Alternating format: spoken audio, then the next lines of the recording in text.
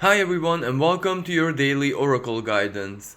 Now today's Oracle guidance has a specific theme and a subject because one way or another, all of us, especially people who would be inclined to listen to this message or watch this channel, know without a shadow of a doubt that very hard and unusual times are coming for all of us collectively.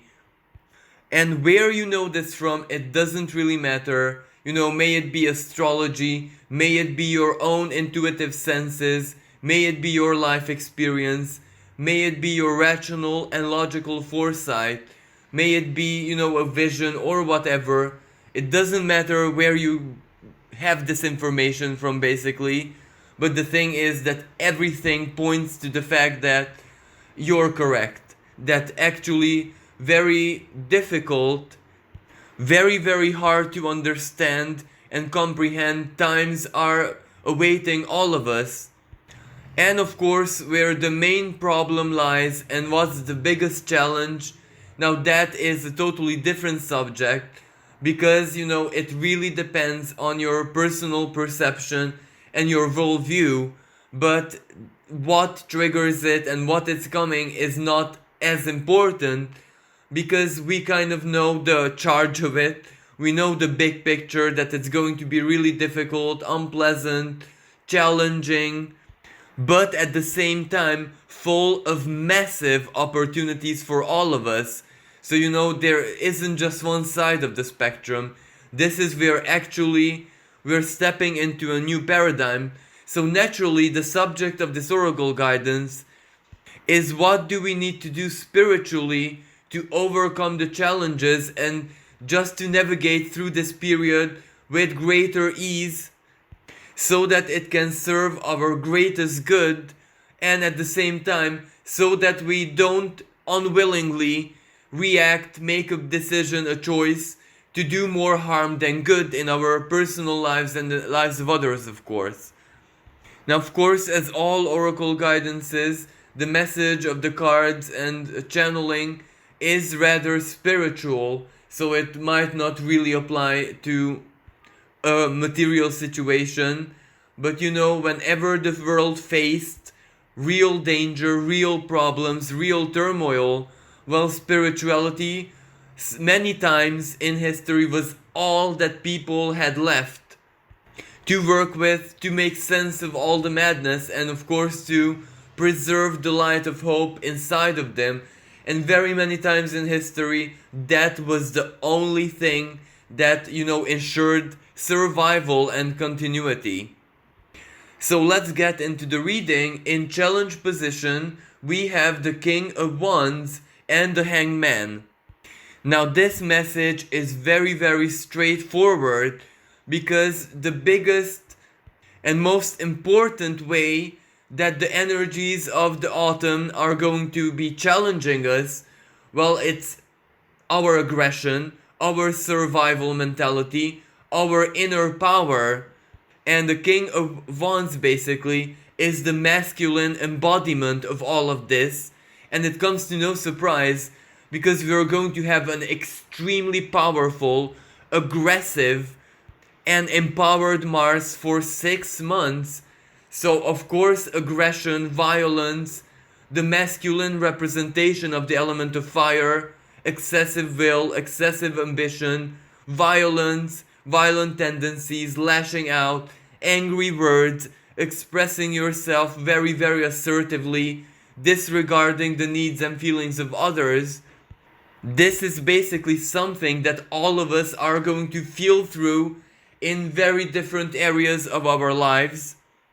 And basically the psychological danger of this period is, as the King of Wands suggests, well, our fire energies, our passion, are also love, our inner creativity, ambition, our wills, our focus, our energy, including physical energy, of course. And whenever Mars is, stepping into its malefic expression, so it won't bring anything positive, it is stirring, agitating, frustrating. So of course all of our fire energy has the tendency to turn into its most unfavorable, violent, destructive expression. So this King of Wands is going to be extremely active and awake in all of us. And the Hangman basically represents that what are those moments, those triggers, when the King of Wands is going to definitely lash out and express itself in all its glory, which can be rather violent and angry. So basically, whenever our honor, dignity, or even the superiority of our intellect is challenged either directly by a specific person, let's say, or indirectly by media, TV, what we see in the world, that maybe they take us for stupid, they take us for limited, that is definitely going to agitate us and awaken the inner warrior. And in shadow expression, well, this tells the message that it is perfectly okay to express ourselves. It is perfectly fine to take any action that is needed and justified and balanced, of course, to protect ourselves, to protect our honor, our dignity, our inner psychological distinctiveness. So when, excessive, brutal change is forced on us, of course we are not going to accept it and work with it. We are going to oppose and we're going to express our opinions, which is absolutely fine, because chances are, because of that Mars, taking no action whatsoever is not going to be an option, really. Even if it's just a social media post where you express your dissatisfaction, well, even that is a gesture that you just simply cannot resist expressing, and it is absolutely fine and natural. But when it comes to violence, when it comes to doing harm, when it comes to physical battles and physical challenges, well, that is the part which must not be allowed to manifest, or not manifest violently. A peaceful protest and just expressing your solidarity is absolutely fine. But the hidden danger is the Hangman, actually, because whenever we see ourselves as victims, whenever we perceive that the dangers are very personal for us, whenever we see the situation that whatever may be centralized power or the situation or divine intelligence, or call it whatever you want, whatever shape and form the danger takes for you personally, well, when that is challenging us, when that is threatening us, that creates the illusion that we are imminent victims to this. So that triggers our survival mentality, that triggers our instincts, that basically stirs up the inner volcano. Because as spiritual and as peaceful, as harmonious as we may be normally, when our minds and especially our instincts feel the danger, well, then we're not going to act normally, and the spiritual energies are not going to be dominant anymore inside of us, because genetically we are built for survival. So whenever our instincts are awakened, well, we have to expect that there will be a part of ourselves that we may not be able to control.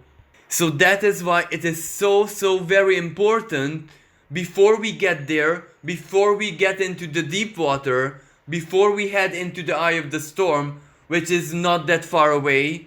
Some say that the end of July, others say that at the beginning and all throughout the autumn. It doesn't really matter, because we still have time, and what we need to do in order to stop ourselves from turning violent and intolerant is simply identify and break down, eliminate our self-victimization programming. Because when we no longer see ourselves as victims, when we don't see ourselves as just prey, as just, some easy resource that, the big corporations or whatever are going to use, then we are already true warriors, because a true warrior can always make the decision when to react and how to react. A true warrior cannot be triggered by any taunt, by any provocation, by any illusion basically, his warrior spirit will be kept disciplined until, his inner being as a warrior tells him that this is the moment when you have to take action and strike. So, being tactical, thinking everything through, deep self knowledge of knowing exactly what triggers our self victimization tendencies is very, very important to overcome the challenge. Is the King of Wands, so it is definitely aggression and the masculine expression of fire energy. So, in conclusion, we absolutely have to protect our beings, may that be our physical bodies or simply our inner distinctiveness, who we are, our choices, our freedom, all of that. But we must do so wisely and possibly where we have to minimize the aggression. And minimalizing the aggression is not silly, it is not stupid, it is not, being wishy-washy and a coward, but it's actually being wise, because we're in so much turmoil right now that every aggressive act is just gonna make it much worse. So basically, balance and self-discipline is extremely important here. But none of this is possible without self-knowledge, so you have to know all your triggers very, very well. And now we head to the opportunity where we have the Seven of Swords reversed and the Judgment reversed. And the Seven of Swords in reverse position is actually a very beneficial and positive card, because it represents that we are going to see the truth, we're going to see clarity, slowly but surely, as we navigate through this difficult period, more and more and more information is being revealed to us. And our minds can very quickly make sense of where we actually stand in the present moment. And when your mind, basically develops its own know-how mechanism, how to process information under the present circumstances, because we actually have to filter truth from half-truth, lies, deception, manipulation, all of that. And the information is pouring, almost washing over us and drowning us from every single direction, like not to mention the internet. And the Seven of Swords is actually the symbolism of the internet. So it always means online business, online communication, official matters, official documents, your relationship with society, your relationship with authorities, institutions, and all of that. Basically, yourself as a legal entity. And since it's reversed, on one hand, legislation, rules, and all of that are going to change. On the other hand, the internet is going to have a totally different censorship, where it will try to make its best to filter out information, but that will massively backfire. So the Seven of Swords reversed is a massive sign to tell you that the internet very, very soon is not going to be a reliable source of information. So you better start working on your mental self-discipline, where you can just train your mind how to very, very quickly discern fakeness, illusion, lie, deception, manipulation from truth or half-truth. Because whatever is going to be communicated to us from official sources is almost certainly not going to be very reliable, and no one is going to believe it anymore. So the lack of credibility, is going to be a massive coup de grace for centralized power. And that for all of us, as in the citizens, means a massive disconnection, where we will know that they're not reliable and nothing that they promise can we take for granted, at least for the period to come. So basically that means reliability on your own mind, on your own intellect, on your own principles, on your own distinctive and unique functions of your mind to, help you navigate informationally and mentally through this period. And because so many secrets are going to be exposed, disclosures are going to happen, the information that we will see is going to shock us.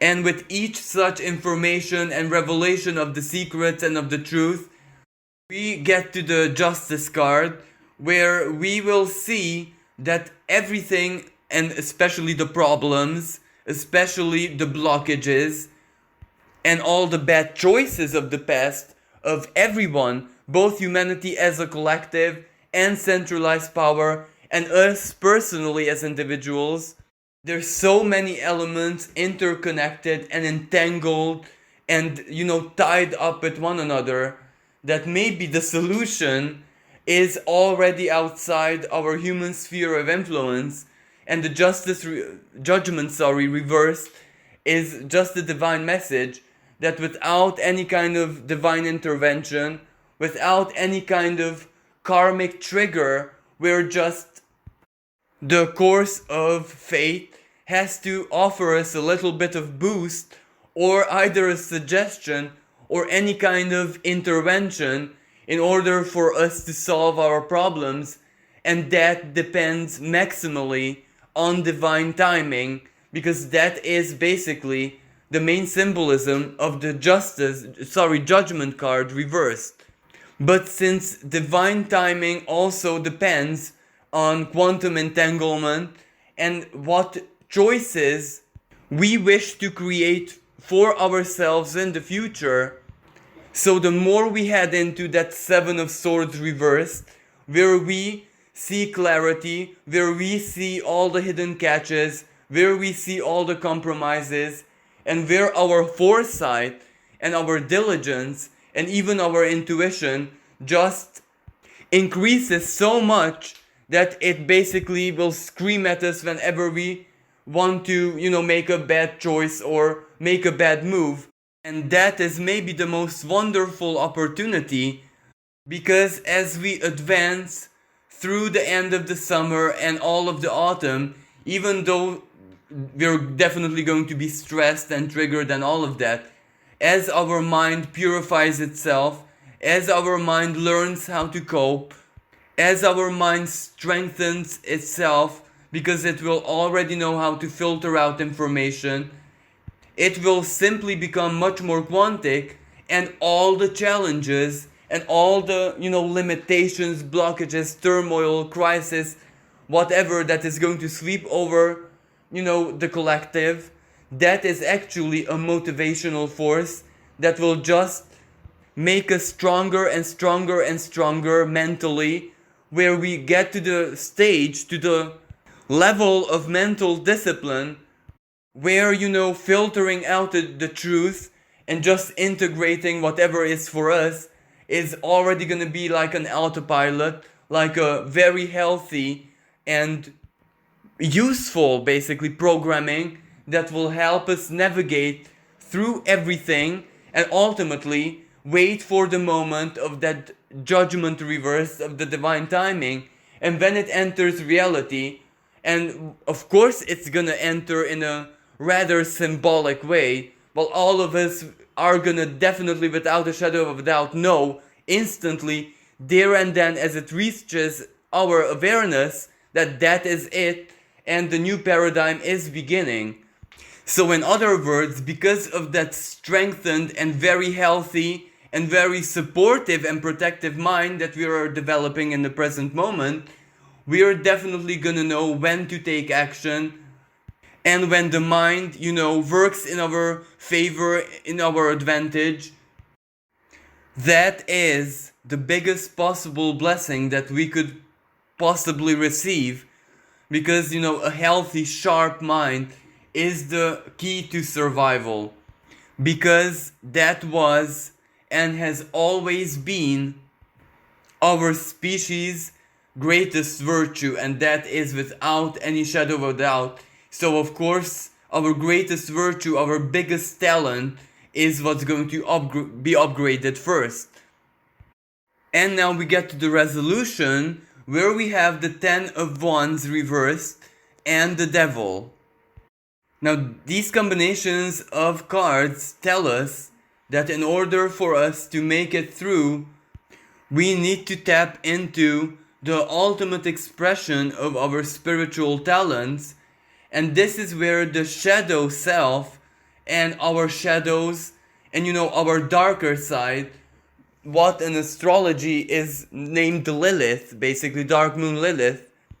Now we need that to function and work with us in supreme harmony, and that is why all the experiences that we are going to be living through and navigating through from this present moment until the very end of the year are going to be training us, teaching us, guiding us, inspiring us how to integrate our shadows and use it as a source of power and even as a source of nourishment.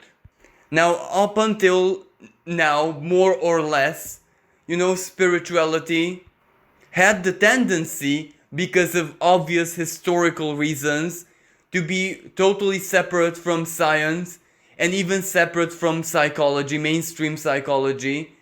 And the reality that we are living right now, there isn't a very well-defined borderline between the two, because quantum physics and the recent discoveries, for example, the Higgs boson and all of that, has shown us that actually the borderline is not very well defined. And if we would have known how to properly interpret all the wisdom of the ancients, of our ancestors and all of that, well, chances are that they kind of knew the quantic, multidimensional and holographic nature of even matter and the whole universe. So what has happened to us right now is that we reach the same conclusion, just with a totally different methodology, which is absolutely fine. But now we have to integrate both of them into our spirituality. And this is where the shadow side has been a very massive challenge for all of us, because we just didn't know how to be in a very healthy relationship with it. The shadow side basically is also just energy, and it doesn't really have a charge as we might have thought all throughout these so very many years. It is basically just part of ourselves, which is a little bit more dynamic, more active, more material, more vivacious basically than other part of our consciousness. So it only gets a very negative charge, very negative, aggressive expression, where it ultimately attacks either us or other people, or does, wrong or bad in the world, when it misinterprets us and when it mistrusts us. And very many times, the reason why our shadows mistrust us are more authentic, why we mistrust our shadows. So very many times this inner battle between ourselves and our shadows is actually initiated by us because of stupidity. And the Ten of Wands is a very fine example of this, because our shadows become aggressive and become individual from us whenever we cannot manage with who we are, our obligations, our duties, the symbolism of Ten of Wands, all the burdens of physical life, all the burdens of matter, all the burdens of society, having to eat, drink, exist materially, having certain desires and needs. And of course, very many of our needs and desires are illusionary in nature. Some of it isn't even ours. Society and the mainstream current just projects it on us and we fall victim. But that isn't necessarily that much negative, because we still can filter it out within ourselves. So self-knowledge can be a very powerful shield to block out certain desires and stop them from becoming obsessions, or we can see them for what they are. And whenever we see them for what they are, we know how to manage it. We know how to accomplish them by always trying to choose the easiest way, the easiest path, the easiest methodology. And contrary to what we believe, the easiest way is actually the way of non-compromise, no strings attached, not making any deals. Because when we do that, we just surrender the desire and we are willing to wait for it whenever an ideal opportunity will arise in our lives.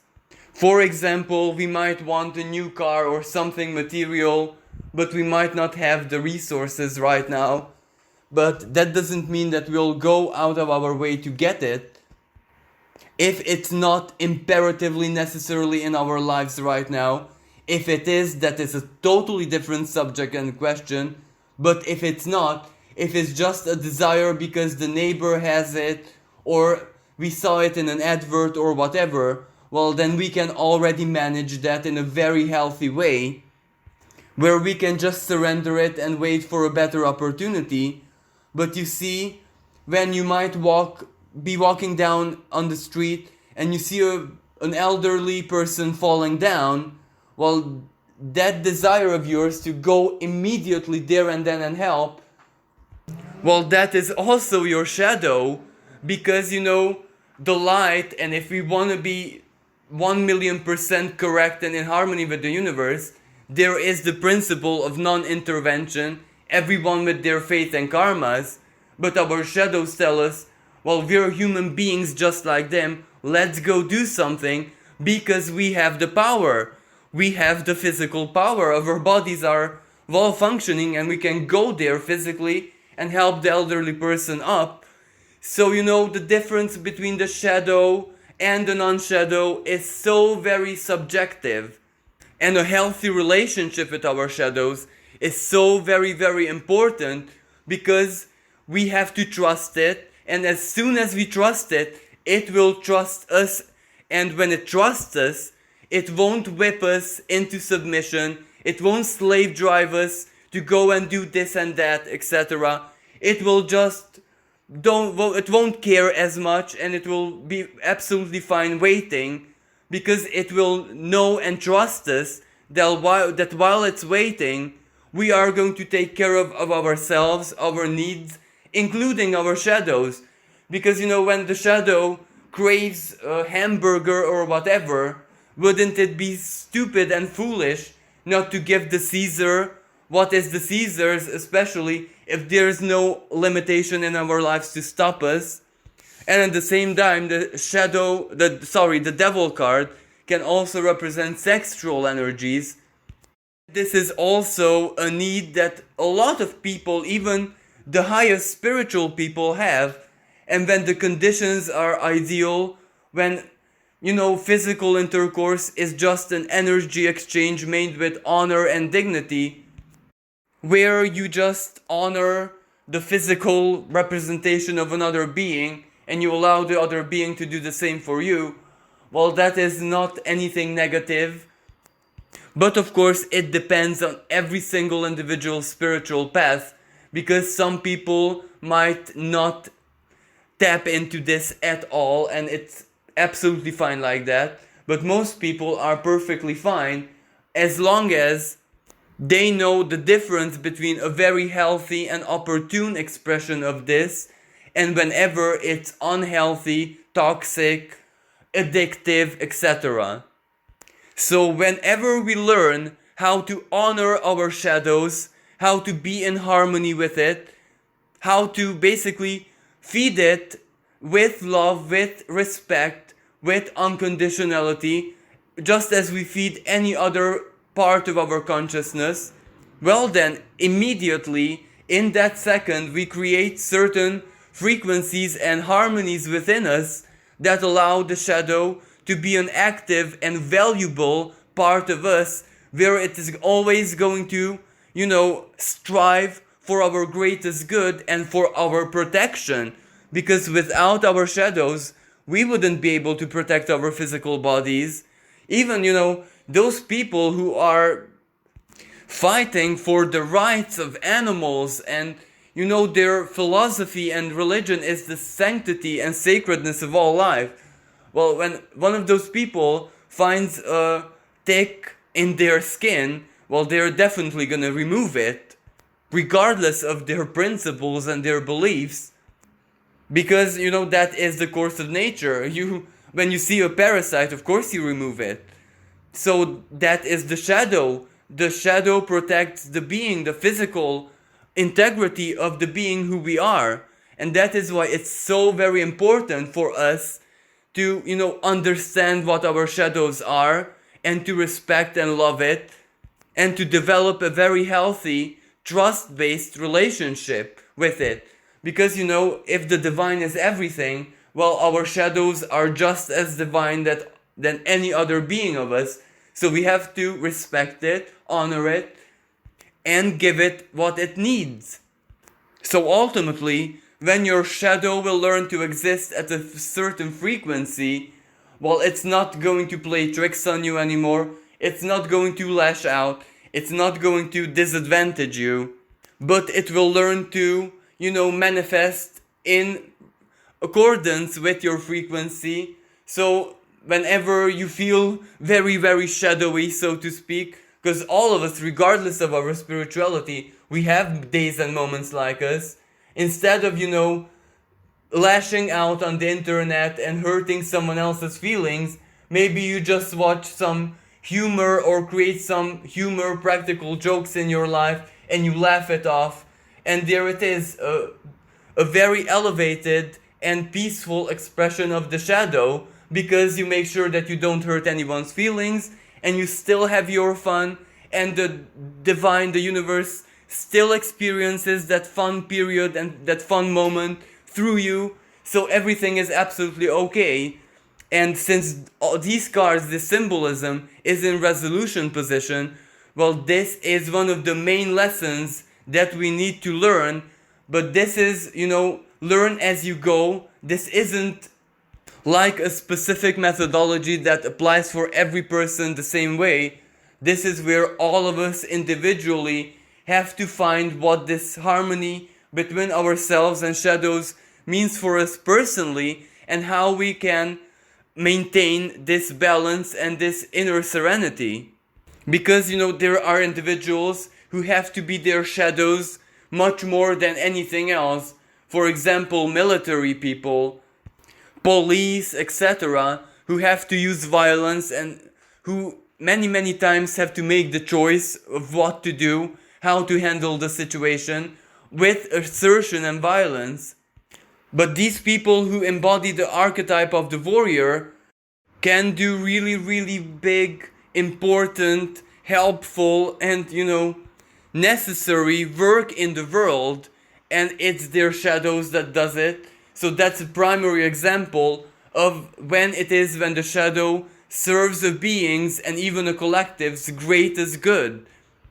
But in order for us to do this, we have to allow our minds, and this time even our spirit, to release all the manipulation, the dogma that has been, programmed within us to fear the shadow, to fear the unknown, to fear our unconscious minds. So basically, even though very hard times are coming for all of us, that is without a shadow of a doubt, there's also so much opportunity in all of this, and there is absolutely no reason why we cannot navigate through this safely and turn this massive global pivotal moment to our greatest advantage. Because when the old normality all of a sudden shatters and it's simply not there anymore, well, then our limitations and the past and the problems of the past also have been shattered. So, like it or not, we are in this present moment pretty much free karmically. And all we need to do is make solid future desires, as in what we'd like to experience, live through in the future. And this doesn't mean like a specific information, but more like the feeling of it. And at the same time, learn the ways of our minds and learn the ways of our shadows, and then we have already stepped into our most authentic and most powerful versions. Well, thank you so much for listening. Wish everyone a blessed and safe day. Until next time, bye for now.